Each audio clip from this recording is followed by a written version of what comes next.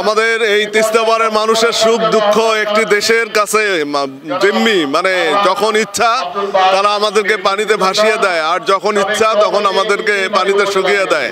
যে তিস্তা এই পাড়ের মানুষকে স্বপ্ন দেখায় দুবেলা দুমুঠো খাবার, সেই তিস্তায় যদি মরার উপর খাড়ার ঘা হয়, সেটি যেন আসলে এখানকার মানুষের যেন আসলে দেয়ালে পিঠ থেকে যাওয়ার মতো। সেকেই এই অঞ্চলের মানুষ জেগেছে, তারা আন্দোলনে নেমেছে, তারা ন্যায্য হিস্সা আদায়ের জন্য। তারা জানাচ্ছিল যে আসলে তিস্তা যেহেতু অভিন্ন নদী, সে অভিন্ন নদীতে কেন থাকবে প্রতিবন্ধকতা, সে অভিন্ন নদীতে কেন থাকবে একজনের শাসন। এটিকে ছিন্ন করে এটিকে সমান বন্টন এবং সমভাবে বন্টন করতে পারলে এই অঞ্চলের মানুষের যেমন জীবন জীবিকার উন্নয়ন ঘটবে, তেমনি এই অঞ্চলের পরিবেশের ভারসাম্য রক্ষা হবে।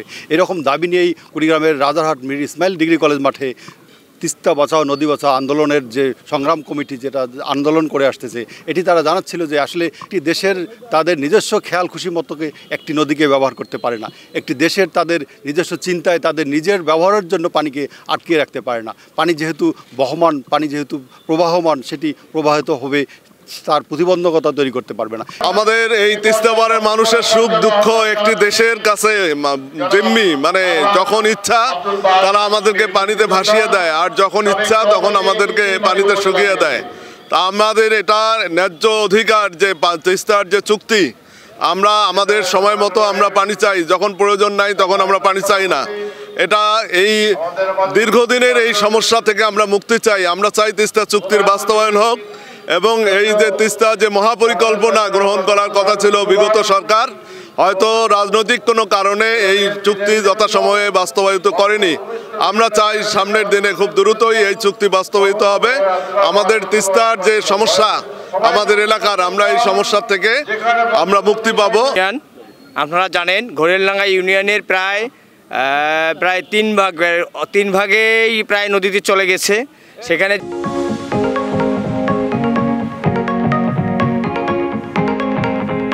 যখনই হঠাৎ করে পানি ছেড়ে দেয়, ইন্ডিয়া যখন পানি ছেড়ে দেয়, তখন ঘর বাড়ি যা আছে সব ভেঙে চুরে চুরমার হয়ে যায়। সেখানে খিতাবখা সরকারি প্রাথমিক বিদ্যালয় এবং আরেকটি হলো চর খিতাবখা বিদ্যালয় নদীটি ডুবে গিয়েছে। সেখানে এমন পরিস্থিতি, আবার যখন পানি শুকিয়ে যায় তখন নদী ভাঙন শুরু হয়ে যায়। তো এমন অবস্থায় তিস্তার পাড়ের লোক তারা হাবুডুবু হয়ে যায়, ঘর বাড়ি সব তলে যায়।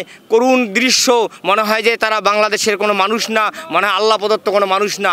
আমাদের ক্ষতি হয়, আমাদের ঘর বাড়ি সব ভাঙে যায়, আমাদের কর্মসংস্থান থাকে না, আমাদের পরে দুয়ারে দাঁড়াতে হয়। আর এই পরিকল্পনা বাস্তব হলে আমাদের অনেক উন্নত হবে, দেশ এবং জাতি অনেক উন্নত হবে, এবং আমরা সবাই শান্তিতে ঘুমাইতে পারবো। এই তিস্তাকে ঘিরেই কিন্তু কুড়িগ্রাম, রংপুর, নীলফামারী, লালমনিরহাট সহ কয়েকটি জেলার মানুষের কিন্তু স্বপ্ন। এই তিস্তাকে ঘিরেই কিন্তু এই অঞ্চলের মানুষের আশা, এই অঞ্চলের মানুষের ঠিকুজি। তো সেই জায়গায় যখন একটি দেশের প্রতিবন্ধকতায় যেন তাদের আশার আলো যখন নিভে যাচ্ছে, ঠিক তখন সেই তিস্তাপাড়ের মানুষগুলো তারা জেগেছে। তারা জানাচ্ছিল যে তারা তাদের দাবি আদায়ে সর্বাত্মক চেষ্টা করবে, তারা দাবি আদায়ে একটি দেশকে তারা বাধ্য করাবে।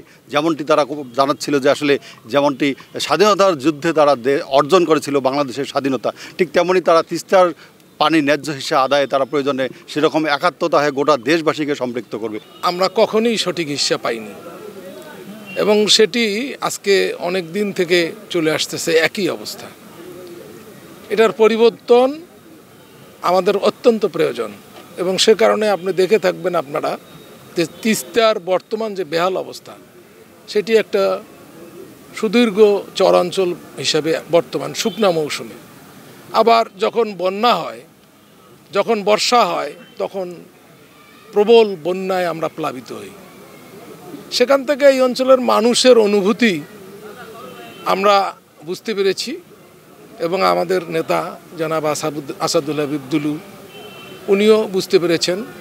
উনি মনে করেছেন যে আমার মনে হয় যে এই আন্দোলনকে যদি আমরা বেগবান করতে পারি, এখান থেকেই হয়তো সূচিত হবে আমাদের আন্দোলনের সূতিকাগার, এবং আমরা যে কোনো মূল্যেই হোক ভারতকে আমরা পানির এই ন্যায্য হিস্সা আদায় করেই আমরা ছাড়ব। ঠিক সেজন্যই আমরা যে আগামী 17 এবং 18 ফেব্রুয়ারি 48 ঘন্টার যে আমাদের অবস্থান কর্মসূচি, সেই অবস্থান কর্মসূচি থেকে আমরা জানান দিতে চাই যে আমাদের সাথে এই তিস্তা পাড়ের সমস্ত মানুষ আমাদের সাথে কাঁধে কাঁধ মিলিয়ে আছে এবং এই তিস্তা পাড়ের মানুষ যে কোনো মূল্য হোক ভারতের কাছ থেকে তাদের ন্যায্য হিস্সা আদায় করেই ছাড়বে ইনশাআল্লাহ। স্বৈরশাসক তারা বাংলাদেশের জনগণের পক্ষে কোনো চুক্তি স্বাক্ষর করেনি, বরং সবসময় আমরা দেখেছি ভারতের পক্ষেই তারা অবস্থান নিয়েছে এবং স্বৈরশাসকের প্রধানমন্ত্রী কথাও বলেছে, আমি জীবনে ভারতকে যা দিয়েছি সেটা ভারত চিরদিন মনে রাখবে।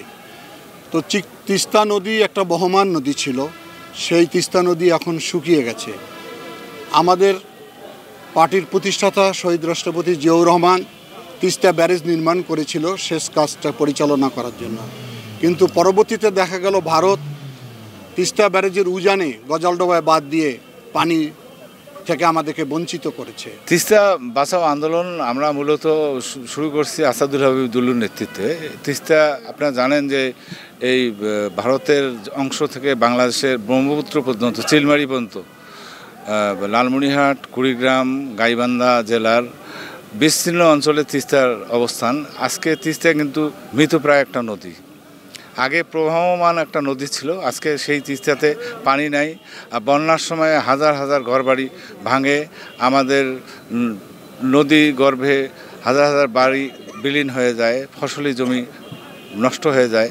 আর শুষ্ক মৌসুমে আমরা এই যে তিস্তার পানি থেকে সামান্য পানিটুকু পাই না, যে পানি দিয়ে আমরা শেষ কার্য দিয়ে আমাদের আবাদ কিস্তিগুলো আমরা এগিয়ে নেব, সেটা আমরা পারি না। এটি যেন শুধু এই রংপুর অঞ্চলের মানুষের দাবি নয়, এটি গোটা বাংলাদেশের মানুষের দাবিতে পরিণত করবে। এটিকে ছড়ায় দিবে প্রয়োজনে দেশ থেকে দেশান্তরে, বিশ্বের সমগ্র বাংলা ভাষাভাষী মানুষের কাছে পৌঁছে দেবে আজ তিস্তা পাড়ের তিস্তা বাঁচা আন্দোলন। এরকম আন্দোলনে আমরা দেখেছি কুড়িগ্রামের রাজারহাটের মীর ইসমাইল কলেজ মাঠে বিভিন্ন বয়সী মানুষ, কৃষক থেকে শুরু করে মেহনতি মানুষ থেকে শুরু করে শিক্ষক, ছাত্র, সকল শ্রেণীর মানুষের অংশগ্রহণে এটি যেন বড় আন্দোলনের রূপ নিতে যাচ্ছে সেটি তারা জানাচ্ছিলেন।